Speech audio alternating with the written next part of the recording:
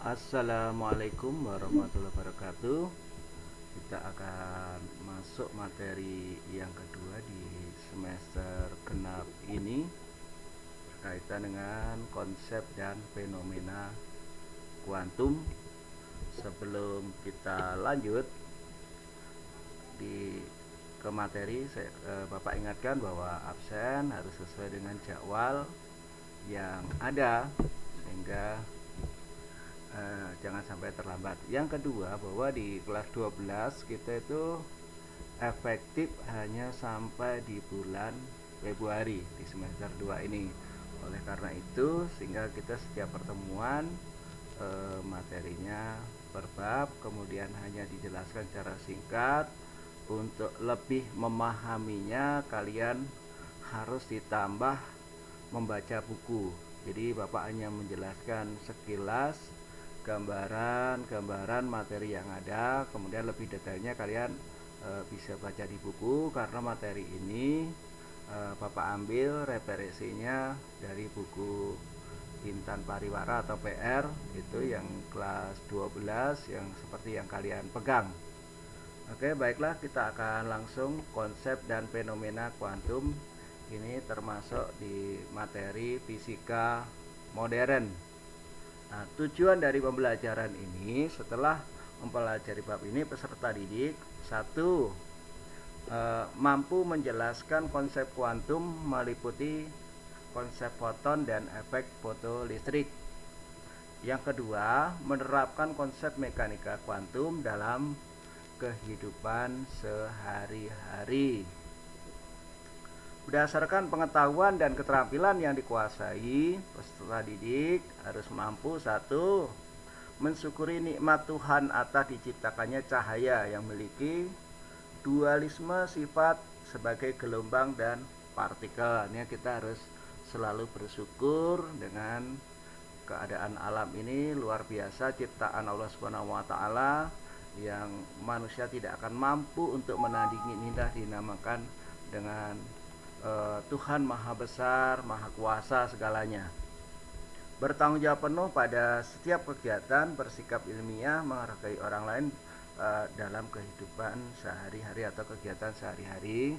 Jadi kita harus selalu berpikir positif dalam setiap kegiatan, menjadi kegiatan yang positif, bersikap ilmiah. Jadi kalau kita mengeluarkan suatu pendapat harus ada referensinya yang jelas. Kemudian menghargai orang lain itu adalah menghargai pendapat orang lain, karena dengan sumber yang berbeda pendapatnya bisa beda. Kemudian yang kedua, dengan sudut pandang yang berbeda pendapatnya juga bisa berbeda. Kecuali kalau dengan referensi yang sama, dengan buku yang sama, itu bisa menghasilkan suatu pendapat yang sama. Pada konsep dan fenomena kuantum ini mempelajari ada berapa? Satu, konsep foton, kemudian efek fotolistrik, kemudian ada efek Compton dan sinar X. Seperti itu nanti akan dibagi ada beberapa macam. Yang pertama berkaitan dengan radiasi benda hitam.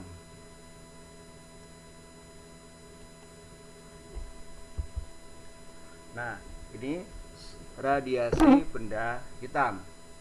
Semua zat di alam semesta mampu memancarkan radiasi elektromagnetik. Nah, itu bisa kalian baca juga nanti, ini kalau kurang jelas di buku kalian sama ya. Radiasi elektromagnetik yang dipancarkan oleh suatu zat bergantung pada sifat dan suhu zat sumber radiasi energi kalor. Radiasi yang dipancarkan setiap benda memiliki kecepatan dan laju yang berbeda-beda. Di sini energi yang dikeluarkan, energi kalor, radiasi itu yang dipancarkan dari suatu zat atau benda itu memiliki kecepatan dan kelajuan yang berbeda-beda. Ini juga dipengaruhi adanya sifat dan suhu zat tersebut. Pada materi ini kita akan membahas mengenai radiasi yang dipancarkan oleh benda hitam. Benda hitam merupakan penyerap dan pemancar radiasi yang sempurna. Jadi biasanya orang pakai baju hitam itu supaya menyerap panas, ini salah satunya. Kemudian dia bisa mampu memancarkan radiasi yang sempurna. Di alam semesta ini belum ada benda hitam yang sempurna, tetapi ada dugaan sementara black hole adalah benda hitam yang sempurna itu.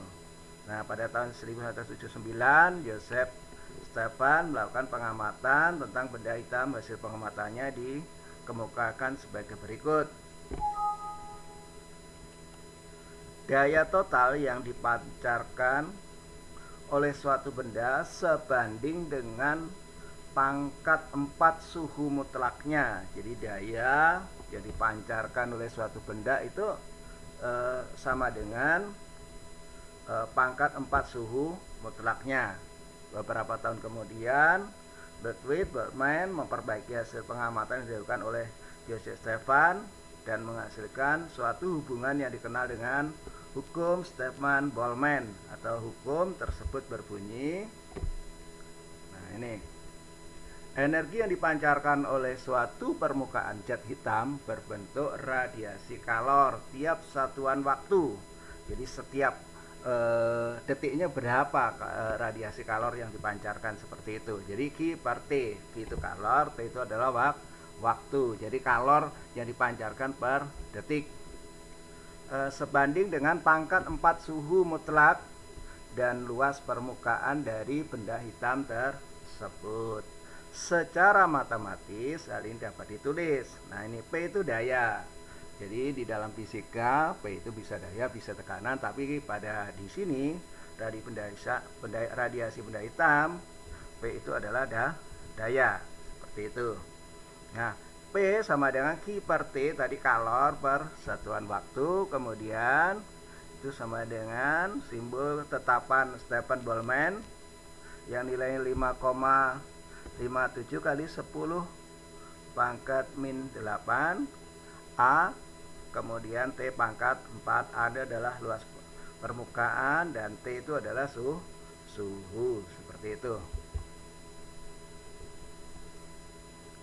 Nah, berikutnya, oleh karena di alam semesta tidak ada benda hitam sempurna, persamaan 1 berubah menjadi P Q per T sama dengan E, ini adalah emisivitas bahan dengan nilai 0, E adalah kurang dari 0 dan E adalah lebih besar daripada 0 dan E lebih kecil daripada 1, seperti itu. Yaitu kemudian A T pangkat 4. E0 untuk benda yang bersifat pemantul sempurna sehingga tidak meradiasi. 0 antara 0 sampai 1 untuk semua benda tanpa ciri khusus. Kemudian yang 1 benda hitam sempurna atau black body radiator, seperti itu. Hukum pergeseran Wien dalam radiasi sebuah benda yang dipanaskan akan menghasilkan radiasi kalor. Jadi suatu benda yang dipanaskan akan menghasilkan suatu radiasi kalor atau radiasi panas. Seperti kalau Anda memanaskan kawat, kemudian di sekitar kawat itu Anda tangannya dekatkan aja, nggak usah nyentuh nanti kepanasan. Jadi didekatkan aja. Nah, biasanya ada terasa hangat, ya itulah dinamakan dengan radiasi kalor, dan memberikan warna-warna spektrum tertentu dan bergeser dengan tingkat suhu benda. Nah, contohnya kalau Anda lagi api unggun kan biasanya tempatnya gelap. Nah, karena ada suatu benda yang dipanaskan, maka timbul ada warna-warna spektrum atau cahaya tadi. Semakin tinggi suhu, panjang gelombangnya bergeser ke nilai yang lebih pendek. Semakin suhunya meningkat, panasnya meningkat, kalornya meningkat, maka panjang gelombangnya memendek, seperti itu jadinya. Ya. Penjelasan ini dituliskan dalam hukum pergeseran Wien. Persamaan pergeseran Wien itu ada ini lambda. Nah, ini adalah lambda itu panjang gelombang, T itu adalah suhu, dan C itu adalah konstanta Wien. Wien tulisannya ya. Nah, jadi panjang gelombang kali suhu sama dengan konstanta Wien, atau konstanta Wien sama dengan panjang gelombang kali temperatur mutlak atau suhu. Yang satuannya harus Kelvin.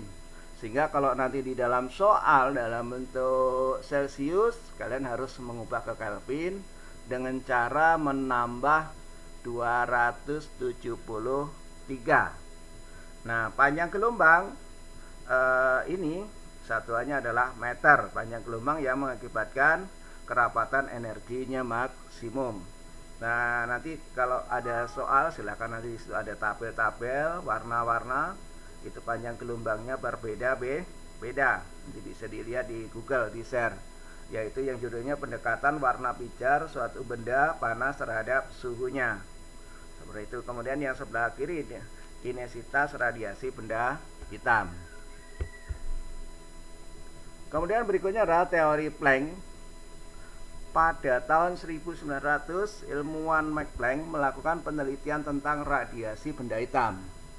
Nah, Max Planck mengemukakan bahwa energi yang dipancarkan oleh benda hitam berbentuk paket-paket kecil atau kuanta, bukan dalam bentuk kontinu, tetapi paket-paket ya, terpisah-pisah, bukan dalam kontinu terus-menerus, jadi ada saatnya berhenti. Hasil penelitian Planck sebagai berikut. Radiasi yang dipancarkan oleh getaran-getaran molekul harus memiliki satuan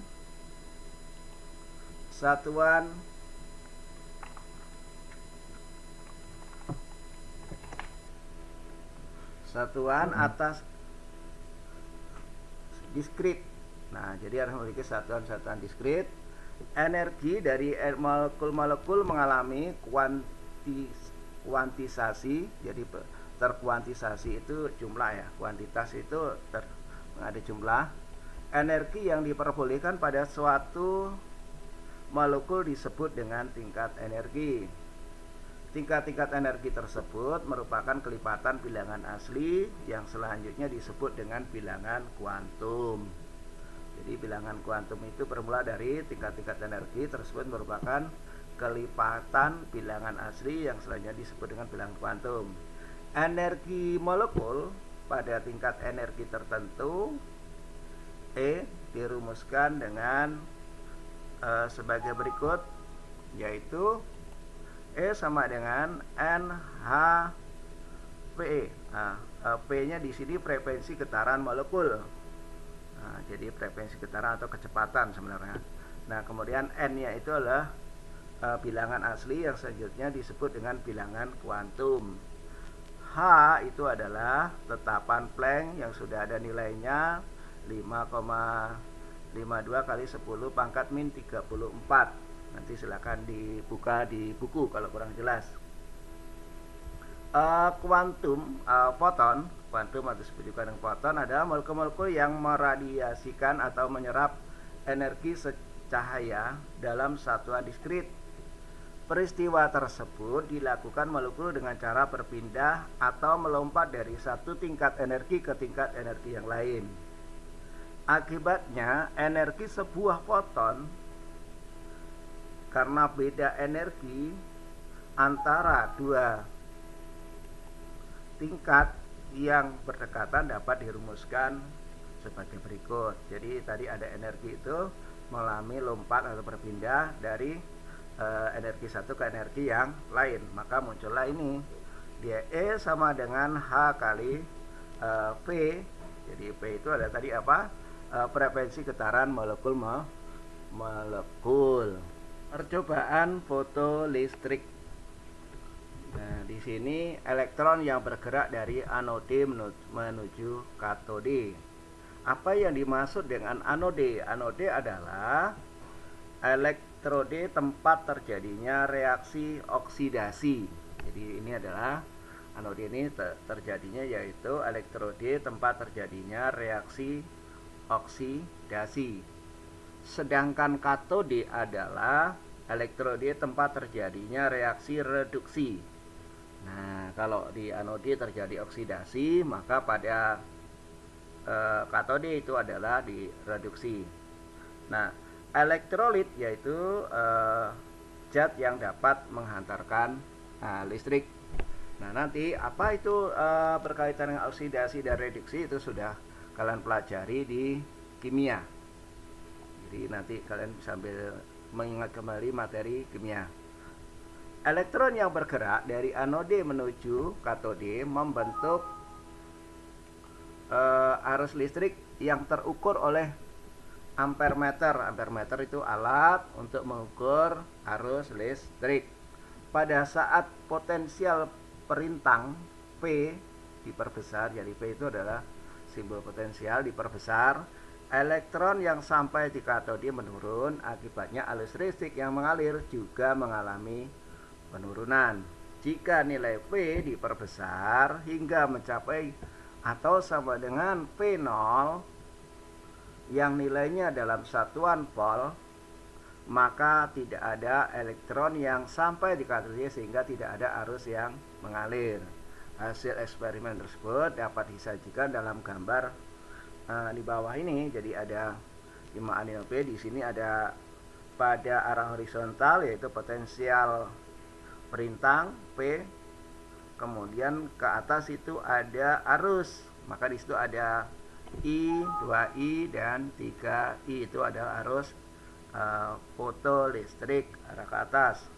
Jadi frekuensinya sama dengan P atau tetap itu.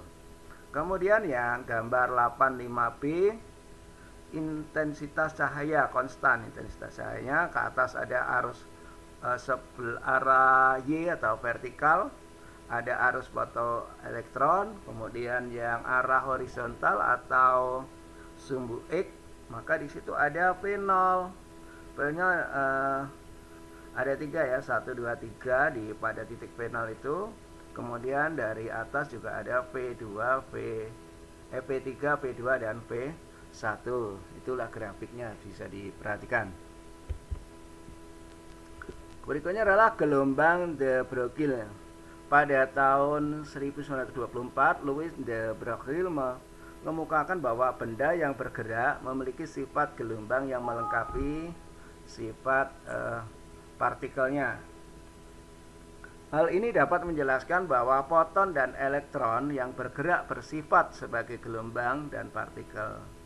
Panjang gelombang dari partikel yang bergerak itu adalah lambda sama dengan H per M kali P atau sama dengan H per P. P-nya di sini momentum karena dia M kali P itu adalah momentum. Hati-hati dengan simbol, kalau sebelumnya P sebagai daya ya seperti itu.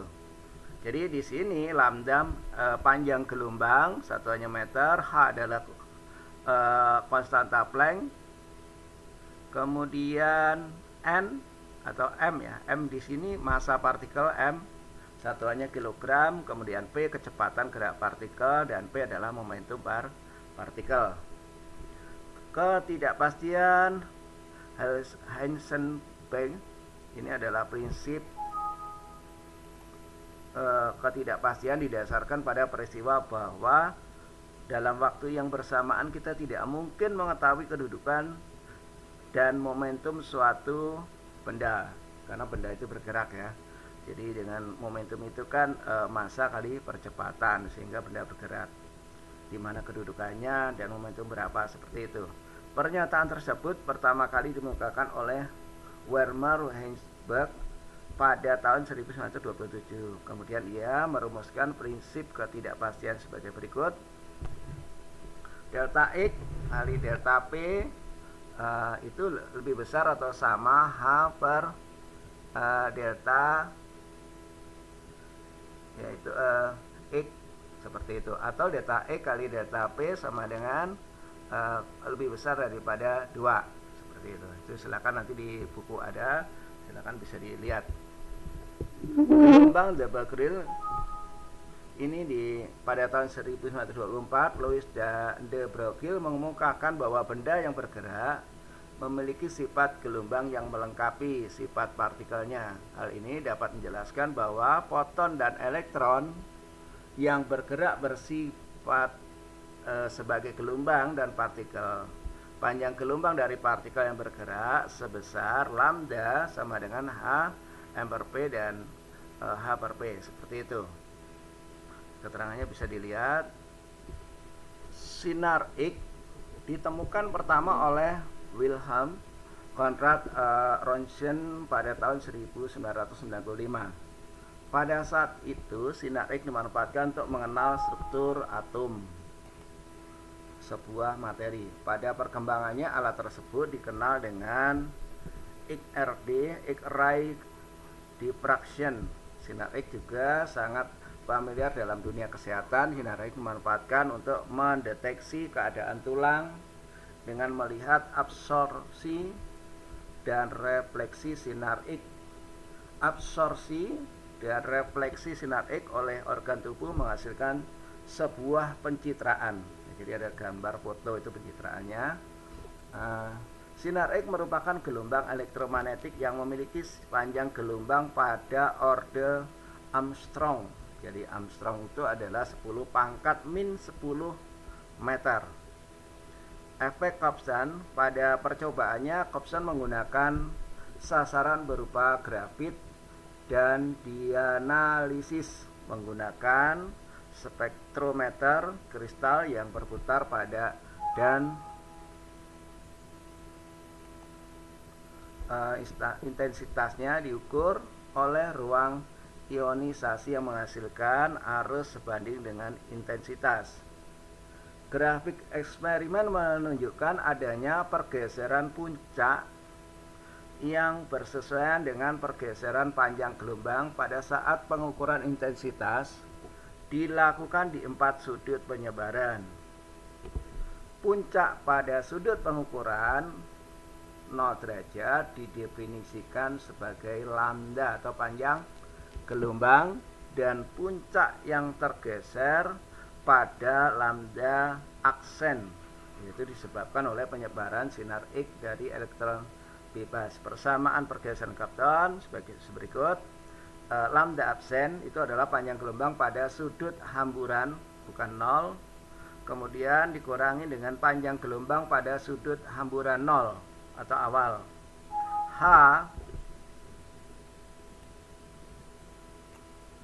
H per M E, H nya adalah konstanta Planck dan ME nya adalah massa elektron. C itu adalah cepat rambat cahaya. Nah, jadi dalam kurung 1 min cos theta, seperti itu. C nya adalah cepat rambat cahaya 3 kali 10 pangkat 8. Berikutnya adalah contoh soal. Sebuah tabung sinar X beroperasi dengan potensial akselerasi 20 kV. Berapakah energi maksimal sinar X yang dipancarkan tabung? Pertama diketahui dulu, yaitu P0 nya 20 kV atau 2 kali 10 pangkat 6 volt. Ditanya E, yaitu adalah energi maksimal. Nah, kemudian jawabnya adalah pertama dengan mengetahui panjang gelombangnya dulu. Dicari panjang gelombangnya dengan persamaan yang ada tadi itu. Nah, ini panjang gelombangnya ini menggunakan H per ME kali C. C nya adalah cepat rambat cahaya tadi. Nah, ini kemudian tinggal masukkan, otomatis dibolak. Silakan nanti dicek di buku. Jadi Bapak hanya sekilas, kalian bisa perhatikan di situ hanya bagaimana cara menghitung. Tidak perlu Bapak uraikan karena itu berkaitan dengan perhitungan matematika. Jadi energi maksimum yang dipancarkan tabung sinar X adalah 2 kali 10 pangkat 4 EP itu. Demikian yang bisa Bapak sampaikan. Jadi memang materi kelas 12 ini lebih singkat, jadi kita selesaikan dulu. Nanti kalau ingat di bulan Februari kita harus selesai, kemudian di awal bulan Maret di kemungkinan mulai di ujian sekolah. Sekian, terima kasih, selamat pagi dan wassalamualaikum warahmatullahi wabarakatuh.